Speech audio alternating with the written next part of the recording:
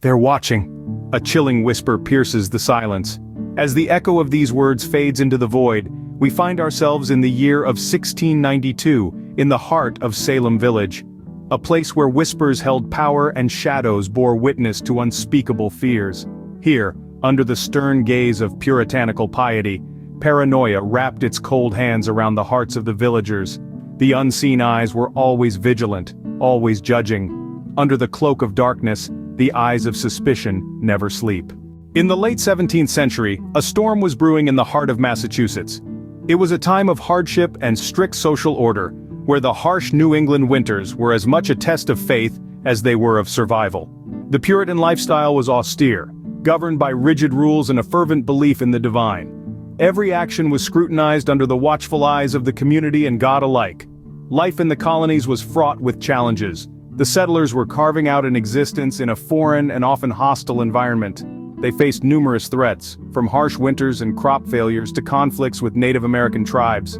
The uncertainty of daily life was a constant companion, and it bred a pervasive fear of the unknown. Amid these hardships, religion was their compass, guiding their actions and offering solace. But it was a double-edged sword. The Puritan faith, with its focus on personal righteousness and predestination, fostered an environment ripe for fear and suspicion. In this tightly woven community, personal disputes often took on a religious undertone. Accusations of witchcraft were not uncommon, often used as a weapon to settle scores or assert control. The fear of the unknown, the unseen, was a powerful tool in the hands of the manipulative. The religious fanaticism of the time was the tinder, and superstition was the spark. Stories of witches and their malevolent powers were woven into the fabric of everyday life. Frightening tales of spectral visitations and demonic possessions filled the minds of the villagers, stoking the fires of fear and paranoia. The fear of witchcraft was not just a product of active imaginations, it was a manifestation of the struggles and fears of a community living on the edge. It was a reflection of the tension between the known and the unknown, the natural and the supernatural, the divine and the demonic.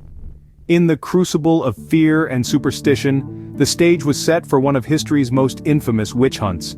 The storm that was brewing would soon sweep through Salem Village, leaving a trail of devastation in its wake.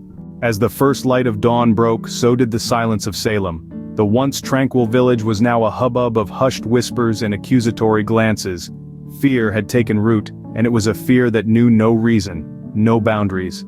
The trials began in the spring of 1692 and quickly spiraled out of control. Key figures emerged from the shadows, their names etched in the annals of history. There was Samuel Parris, the village minister, whose own daughter and niece were the first to show signs of bewitchment.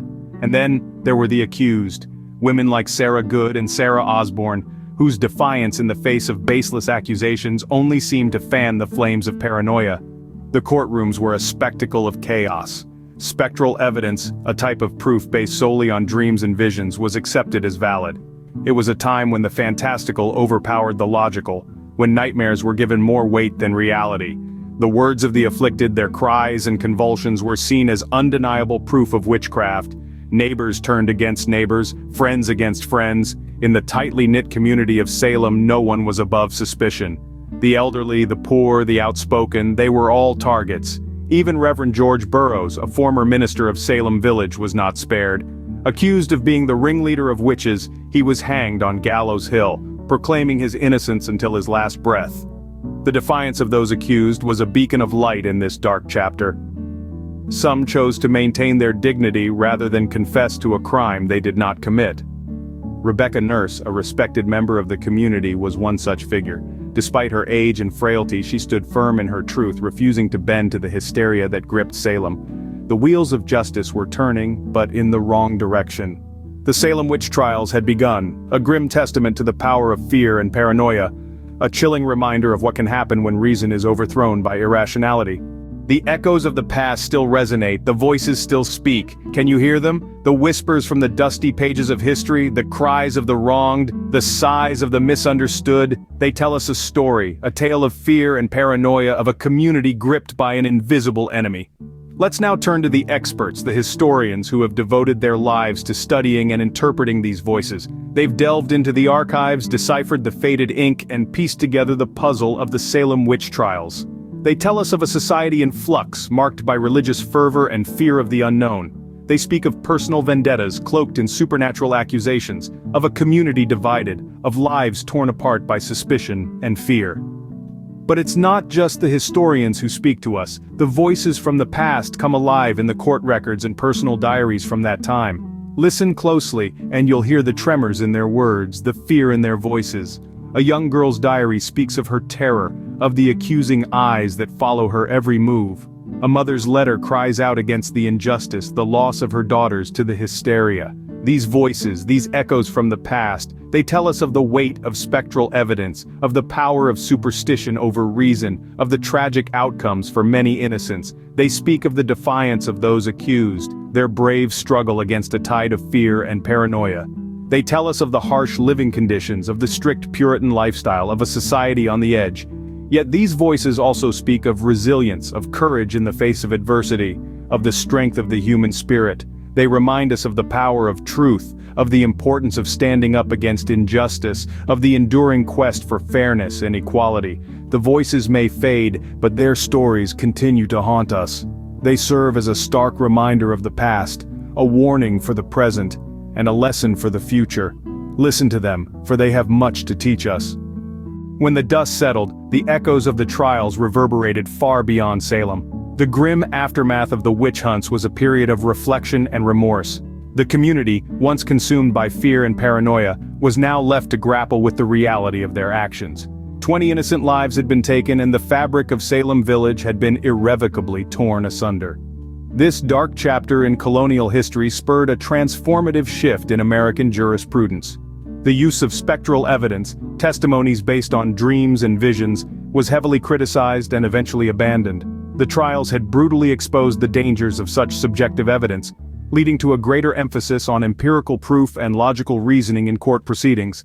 Moreover, the Salem Witch Trials served as a stark warning about the perils of mass hysteria and mob mentality. The community's collective fear had spiraled into a frenzy of accusations and executions. This chilling example underscored the importance of maintaining reason and restraint, even in times of fear and uncertainty.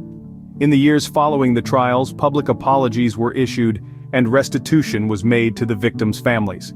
Yet the scars of Salem were far from healed. The legacy of the trials continued to cast a long shadow over the village and the nation as a whole. The Salem Witch Trials became a cautionary tale, a dramatic reminder of the destructive power of fear and the necessity of justice. They have been immortalized in literature, art, and popular culture, serving as a symbol of the dangers of unchecked paranoia and prejudice. Even today, the trials resonate with modern issues of justice and morality. They challenge us to question our own biases, to resist the allure of scapegoating, and to uphold the principles of fairness and due process. They remind us that fear, when left unchecked, can lead to devastating consequences. The trials were over, but their shadows lingered. The echoes of Salem continue to reverberate, a haunting reminder of a time when fear and paranoia held sway over reason and justice. History, in its darkest moments, often holds a mirror to our present. The Salem Witch Trials, a chilling chapter from the late 17th century, reflects many of the issues we grapple with today. Fear of the unknown, the power of the crowd, and the tragic consequences of unchecked paranoia are not relics of a bygone era, but living, breathing realities of our world. The trials in Salem were born out of a mix of superstition, religious fervor, and personal vendettas, a potent blend that led to the senseless persecution of innocent individuals. Today, we may not accuse our neighbors of witchcraft, but we continue to wrestle with the same demons. We still fear what we do not understand. We still allow rumors and conjectures to cloud our judgment. We still let the voice of the crowd drown out reason and justice. The lessons from Salem are numerous. They remind us of the importance of critical thinking, the value of evidence-based judgment, and the necessity of compassion in the face of misunderstanding. They caution us against the perils of mob mentality and the ease with which fear can be manipulated to serve personal agendas. Above all, the Salem Witch Trials teach us about the dangers of hysteria and the power of fear. They show us how quickly a community can turn against its own, how swiftly reason can give way to paranoia. Salem's story serves as a chilling reminder of the dangers of fear and paranoia, a lesson we would do well to remember.